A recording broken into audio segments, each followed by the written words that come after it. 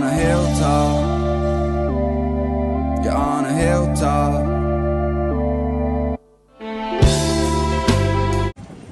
आषाढ़ मासे आमा आप बोलो अमावस्या प्रांतः आज के दिन पिताजी की सदगति मोक्ष के लिए गंगा माता का पुष्कर राज का पूजन कर्म कर रहा हूँ। पिताजी सदगति मोक्ष की प्राप्ति होना सदैव पुष्कर राज में वास करना, पूजा में भूल चूक हुआ तो क्षमा करना।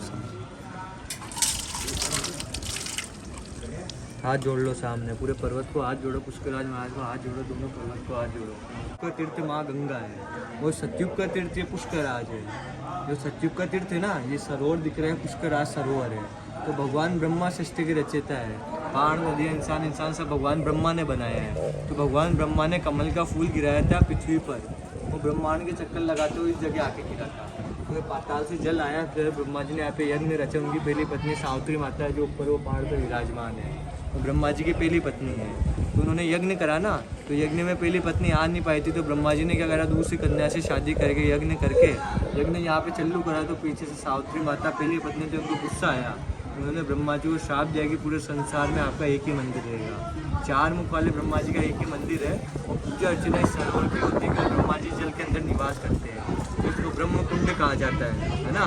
तो भगवान सावित्री का ब्रह्मा जी को श्राप मिला हुआ है कि भगवान सावित्री माँ सावित्री श्राप देके ऊपर जाके तब करने लगे, तो उसके वास्ते वहीं विराजमान हो गई। दूसरी पत्नी वो गायत्री माता है जो ब्रह्मा जी के पास में विराजमान है। उस समय में भगवान तीर्थ इसलिए बनाते थे ताकि कोई भी हिंदू धर्म में प्राणी गुजरेगा तो उसके आप अस्थि तीर्थ में डालोगे तो उसकी गति मुक्ति होगी। तीर्थ में नहीं डालोगे उसकी गति मुक्ति नहीं, उसकी आत्मा भटकती है, प्रेत में हो जाता है वो। इसलिए उसकी अस्थि डालना तीर्थ में जरूरी है। पुष्कर जी आप इसलिए आए हो, सब तीर्थों का गुरु पुष्कर राज है, सब तीर्थों की माँ गंगा माता है, सब तीर्थों का राजा प्रयागराज है। तो कलयुग का तीर्थ गंगा माता है, इसलिए आप अस्थि डाल के गंगा जी में एक गंगा जल लेके आओ। इस गंगा जल में पुष्कर राज का जल मिक्स होता है, उसके बाद इसकी पूजा होती है उस प्राणी के निमित्त। आपके पिताजी की गति मुक्ति मोक्ष के लिए आप गंगा माता में आपके पिताजी का अस्थि डाल के आए हो कि गंगा जल इसमें मिक्स करोगे, ये जल इसमें मिक्स होएगा, उसके बाद इसकी पूजा होएगी। वो चारों तरफ ये 52 घाट बने हुए हैं। तो अभी अपन बेटे बद्री घाट है, उस समय में राजा महाराजा जो भी आते थे तीर्थ में दान का जप का तप का महत्व रहता है। अभी आप आए हो तो आप तीर्थ के ब्राह्मण को घर के पंडे को दान देके जाओगे उस प्राणी के निमित्त, ताकि आपके पिताजी का जो भी आप दान करोगे उसके हम उनके लिए ब्राह्मण भोजन होता है, ब्राह्मण भोजन, अन्न दान, वस्त्र दान, पात्र दान, ताकि आपके पिताजी का गति मुक्ति मोक्ष हो, वो पुष्कर राज में वास करे, सब तीर्थों में वास करे, सदगति मोक्ष की प्राप्ति हो, है ना। तो भगवान ब्रह्मा का तीर्थ पुष्कर राज है। भगवान ने सृष्टि पुष्कर से रची है, तो यहाँ पे यात्री 3 हिसाब से आता है। आप राज्य खुशी भी आओगे तो इस सरोवर में नहाना धोना पूजन करना जरूरी है। वो कोई अपने परिवार में गुजर जाता है तो आप पिताजी के अस्थि लेकर डायरेक्ट यहाँ पे भी आ सकते हो, जरूरी नहीं है गंगा जी जाओ। कई लोग अस्थि लेकर डायरेक्ट पुष्कर जी भी आते हैं, तो यहाँ पे अस्थि विसर्जन भी होता है। अब जैसे आपके पिताजी अभी गुजरे हैं तो साल भर बाद आप उनको पितरों में डाल लोगे, तो पितरों में डाल लोगे उनकी गति मुक्ति मोक्ष के लिए। ये तो है नहीं पिताजी को एक बार ये कर्म करके भूल जाओ, उनको समय समय पे उनकी गति मुक्ति मोक्ष कैसे हो, पितरों का मोक्ष कैसे हो। तो पितरों का बड़े तीर्थ एक तो गया जी, एक पुष्कर जी है।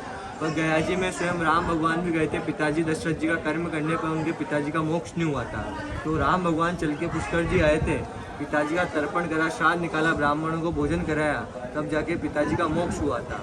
इसलिए आप भी आपके पिताजी की मोक्ष के लिए गति मुक्ति के लिए पुष्कर जी आए हो, ये कर्म करोगे जाओ तो बाद में भी पुष्कर जी में तीर्थ में आके पिताजी का तर्पण कर सकते हो, पिंड दान कर सकते हो। राज्य खुशी का कर्म होता है, इसलिए साल में एक बार 15 दिन श्राद्ध पक्ष आते हैं, ताकि हर पितर आस लगाता है कि मेरा बेटा पोता जो भी है वो तीर्थ में आएगा, पिंड दान करेगा, तर्पण करेगा।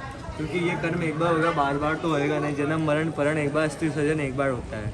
तो आप जैसे बड़े हो गए, आपको पिताजी के निमित्त कुछ कर्म करना है, तो पितरों में रहते हैं, पितरों में प्रिय चीज़ तर्पण ही रहता है। जैसे आपको भूख लगी है ना, भूख अपना शरीर भोजन करते हैं, अपना शरीर तृप्त होता है। जैसे भगवान शिव को जल चढ़ाते हैं प्रिय होते हैं, भगवान विष्णु को स्तुति प्रिय है, जैसे पितरों को तर्पण प्रिय है। तो कभी भी आप पुष्कर जी आओ, साल में एक बार पिताजी के पीछे यहाँ पे तर्पण करो, पिंड दान करो, ताकि उनकी आत्मा को तसल्ली मिलती है, वो प्रसन्न होते हैं। तो उनको सबसे प्रिय चीज़ तर्पण ही है। आप आपके गाँव में बोले पिताजी के लिए 1000 रुपये दान करो, भोजन करो ब्राह्मणों को, गरीबों को, और उससे मतलब नहीं है, उसका फल मिलेगा